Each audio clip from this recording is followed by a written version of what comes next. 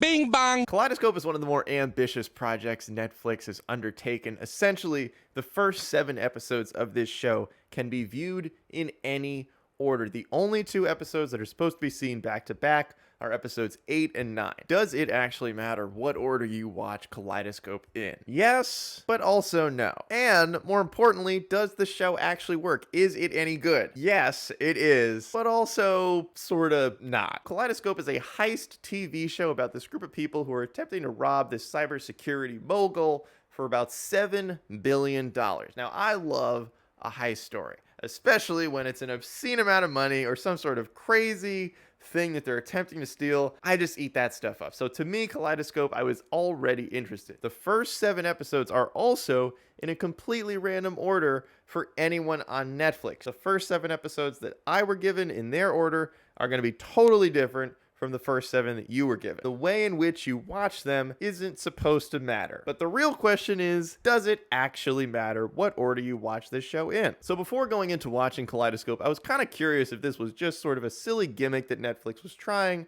or if it actually didn't matter what order you watch the show in. In my opinion, after watching all 9 episodes and seeing the first 7 in the order that I was given, I'm going to say it doesn't actually matter what order you watch Kaleidoscope in. One of those reasons is that the way the story of each episode is told, they're giving you enough little hints and important things that happen in other episodes and little Easter eggs here and there that require you to kind of see the full picture once you watch all 7 of those first episodes. And I like ambitious projects. When I heard that you could essentially watch this show in any order, I think that sort of stuff, that sort of attempt at storytelling is really, really interesting. I do think that the attempt at this style of show is successful, but I think that in the attempt being successful, the actual story of the show does have its faults. One of the things you might notice as you watch every episode of Kaleidoscope is that they had a lot of different writers listed as the primary writer for each episode. There are a couple episodes written by the actual creator of the show,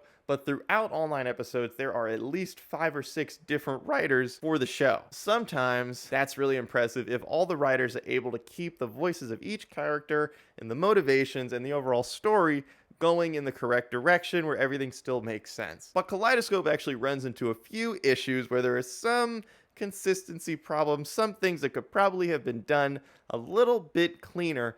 And honestly, my only area that I disagree with the order of the episodes being randomized is that I think they should have flipped the last 2 episodes. Essentially, episode 8 takes place 6 months after the heist is already completed, and episode 9 is the episode where you see the actual heist and everything that happened on that day. While that episode does answer a lot of questions, I actually thought the episode previously, episode 8, would have been a great finale to the show, specifically because of the time frame. So it's sort of tough to say that while the first 7 episodes I do think work, but the way they order episodes 8 and 9, I just think that should have been flipped and it would have been a little bit cleaner of an ending for the show. Now, getting into a little bit more of why the show itself works to an extent, to me, is the acting. I thought the actors in this show were fantastic. The only ones that I actually knew of were Giancarlo Esposito and Jai Courtney. Jai Courtney, first of all, he's huge. I don't know if he's always been this jacked, but he is absolutely jacked for this show. And he is playing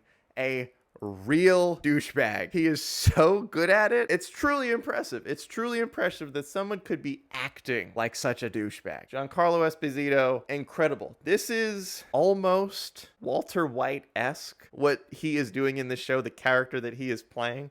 But he is so well cast, and one of the best things about Giancarlo Esposito, in pretty much any role that he's in, the amount of commitment that this man puts forward into his roles, so impressive. And there are some instances in this show where I think one of the reasons I kept watching was his performance and his character. There's a little bit of a gimmick here with heist shows because it's generally easy to keep the audience engaged enough to eventually get to the actual heist, because heists are exciting. They're just inherently exciting. It's hard to not get like pumped up, even though you're kind of rooting for the bad guys, which is like a little bit like controversial in terms of the morality of some of these people. But the actual heist itself is super exciting, and how they get there and how everything falls into place is also pretty exciting. But unfortunately, there are some areas of the show that aren't quite that tidy. There are a couple of loose ends that they just never tie up, which is kind of disappointing because you kind of do want certain things answered. Although I personally don't always have an issue with things being left up to interpretation.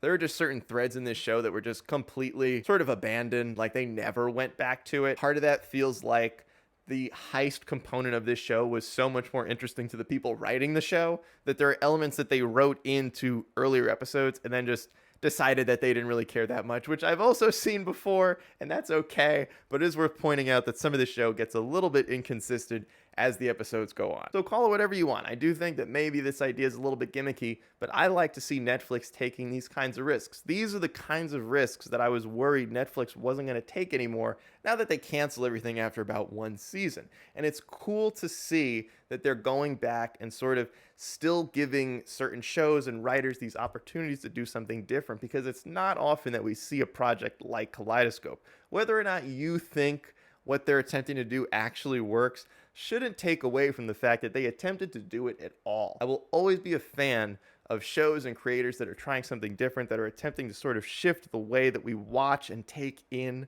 television and film and everything in that medium. And I enjoyed sort of going along for the ride of this pretty unique idea for a show essentially telling its story purposefully out of order, but being able to be viewed in any order without it really affecting your level of enjoyment. I selfishly want people to watch Kaleidoscope because I just really want to know what order their episodes were in and if they were any different. I do think that if you watch this show in the chronological order that the episodes are supposed to take place, that it will potentially make a little more sense, but I don't think that it's that big of a difference from watching them in whatever order you're provided.